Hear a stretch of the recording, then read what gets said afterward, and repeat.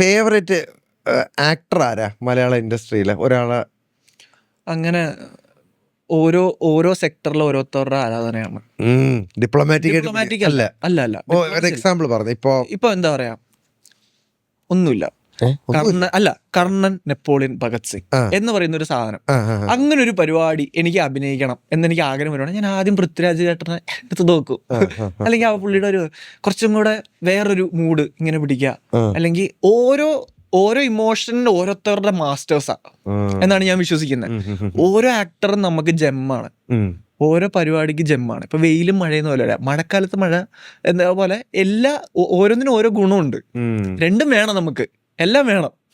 അപ്പൊ അതുകൊണ്ട് എന്താണ് അങ്ങനെ ഒരു തോട്ടം? അല്ല പക്ഷേ ഓരോ സമയത്ത് ഓരോന്ന് വിളയണം എന്ന് പറഞ്ഞുകൊണ്ട് ഞാൻ ആലോചിച്ചതായിരുന്നു. നല്ല എക്സാമ്പിൾ, ഉപമ കൊള്ളായിരുന്നു. അതെ, വെയിലും വേണം മഴയും വേണം നമുക്ക്. അതെ, അപ്പം ഏതാണ് ബെറ്റർ എന്ന് ചോദിച്ചു കഴിഞ്ഞാൽ അറിയില്ല. എന്നാലും നമ്മൾ സ്കൂളിൽ പഠിക്കുന്ന സമയത്തൊക്കെ ലാലേട്ടനും മമ്മൂക്കയാണ് രണ്ട് ചേരി തിരിഞ്ഞ് നിന്ന സമയത്ത് ഏത് ചേരിയിലായിരുന്നു? ഇപ്പൊ ചോദിക്കുവാണെങ്കിൽ അതിനൊരു കൃത്യമായിട്ടുള്ള ഒരു ഉത്തരം ഉണ്ടാ. കൊച്ചിലെ ഞാൻ എന്താ പറയാ ലാലേട്ടൻ ഫാനായിരുന്നു. ഇപ്പൊ നമ്മൾ ആക്ച്വലി അതിനെ കുറിച്ച് സംസാരിക്കരുത് എന്നാണ് എൻ്റെ ഒരു ആഗ്രഹം. എന്താ പറയാ, അതിനൊരു ഉപമ പറയട്ടെ.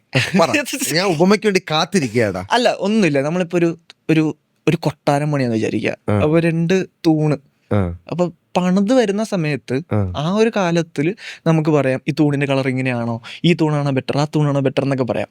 അത് പണിത് ഒരു കൊട്ടാരം ഒരു 60-70 വർഷം പിടിച്ച് നിർത്തിയ 2 തൂണിന്റെ അടുത്ത് പോയിട്ട് 70ാമത്തെ വർഷം ചെന്നിട്ട് ഇതിലേത് തൂണാണ് നിങ്ങൾക്ക് ഇഷ്ടം എന്ന് ചോദിക്കുന്ന ഭയങ്കര മണ്ടത്തരാണ്. അപ്പൊ അത്ര തൂണുകളാണ് നമ്മുടെ കൂടെയുള്ള ലാലേട്ടനാണെങ്കിലും മമ്മൂക്കയാണെങ്കിലും.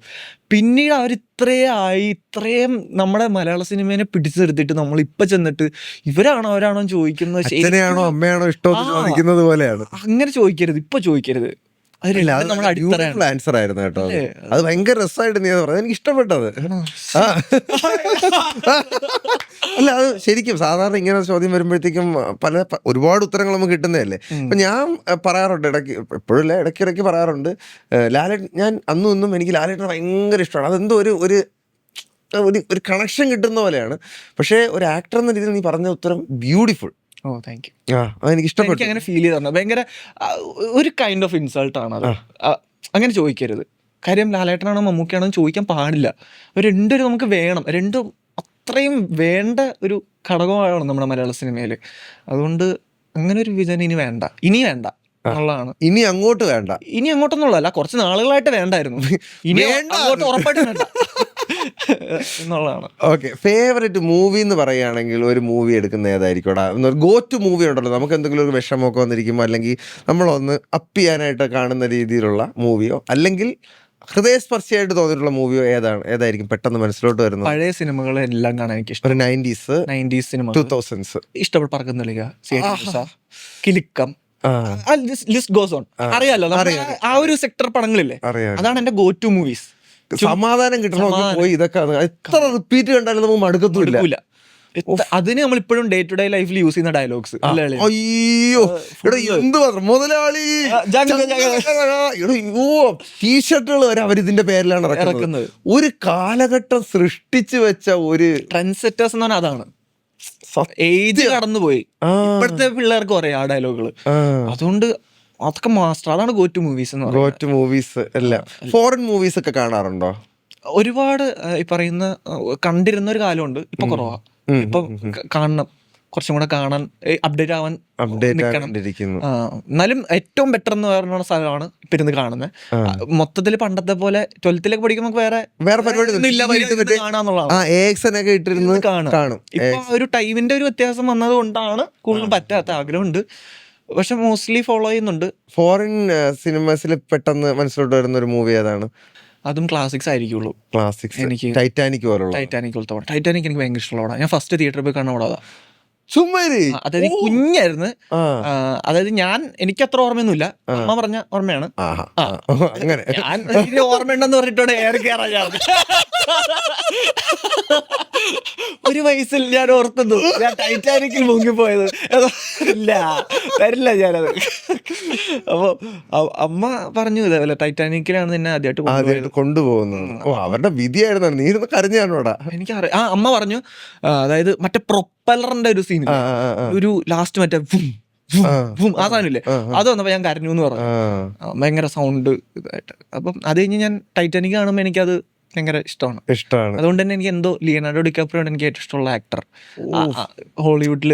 എടാ ലിയനാർഡോ ഡിക്കാപ്രിയോയുടെ ഒരു ഇത് കരിയർ എടുത്ത് നോക്കിക്കഴിഞ്ഞാൽ എടാ എത്ര എത്ര എത്ര എത്ര ലെജൻഡറി റോളുകൾക്ക് അവസാനമാണ് ദ റെവനന്റിന് പുള്ളിക്ക് ഓസ്കാർ കിട്ടുന്നത്.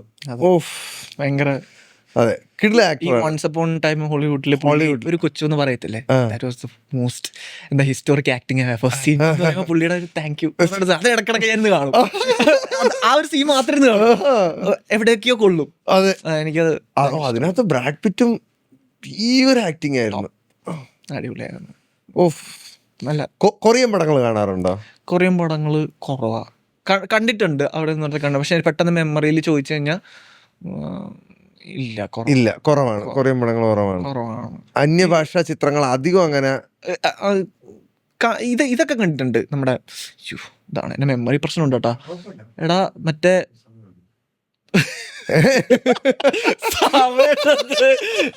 എടാ മറ്റേ പടം ഏതായിരുന്നടാ, ഗ്രീൻ കളർ ഗ്രേഡ് ഒക്കെ ചെയ്ത പടം. ഞാൻ അങ്ങനെയൊക്കെയാണല്ലോ റെഫറൻസ്. ഗ്രീൻ കളർ ഗ്രേഡ് ചെയ്ത പടം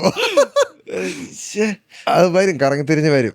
നമുക്ക് വിടാം, അത് നമുക്ക് ആ കമന്റിൽ ആൾക്കാർ പറഞ്ഞു തരും. ഗ്രീൻ കളർ ഗ്രേഡ് ചെയ്ത കൊറിയൻ പടം ഏതാ ഭയങ്കര ഫേമസ് ആണ്. ഞാനത് പറഞ്ഞില്ലെങ്കിൽ നാണക്കേടാ എനിക്കത്. അയ്യോ, ഭയങ്കര മെമ്മറി പ്രോബ്ലം. അത് കുഴപ്പമില്ല, അത് അങ്ങോട്ട് പോകുമ്പോൾ ഓർമ്മ പറഞ്ഞേ എടാ ഈ സംഭവം എന്ന് പറഞ്ഞാലേ ഇങ്ങനെ ഓരോ സംഭവങ്ങൾ ചോദിക്കുമ്പോഴേടാ നമ്മള് സാധാരണ ഇന്റർവ്യൂവിൽ പോകുമ്പോൾ ഉള്ളതാണല്ലോ, നമുക്ക് ഓരോ സമയമുള്ളത് കൊണ്ട് നമുക്ക് പല പല മേഖലകളിൽ ടച്ച് ചെയ്ത് പോകാൻ പറ്റും. അപ്പൊ ശരിക്കും നമ്മുടെ ബ്രെയിൻ വർക്കിംഗ് നമുക്ക് ഇങ്ങനെ കിട്ടിക്കൊണ്ടിരിക്കും. അതുകൊണ്ടാണ് ഞാൻ ഇങ്ങനെ ഓരോ റാൻഡം ആയിട്ടുള്ള സാധനങ്ങൾ എടുത്തിട്ട് ഇങ്ങനെ ചോദിച്ചുകൊണ്ടിരിക്കുന്നത്. രസമുണ്ട് പോഡ്കാസ്റ്റ്, ഇഷ്ടപ്പെട്ടു. ഇതാണല്ലേ പോഡ്കാസ്റ്റ്, കൊള്ളാം. ഇത് 1-2 കൂടെ പിടിക്കാം, ഇത് 1-2 വാങ്ങി വീട്ടിൽ വെക്കാം. ഇത് രസമുണ്ട്. Thank you. വെൽക്കം.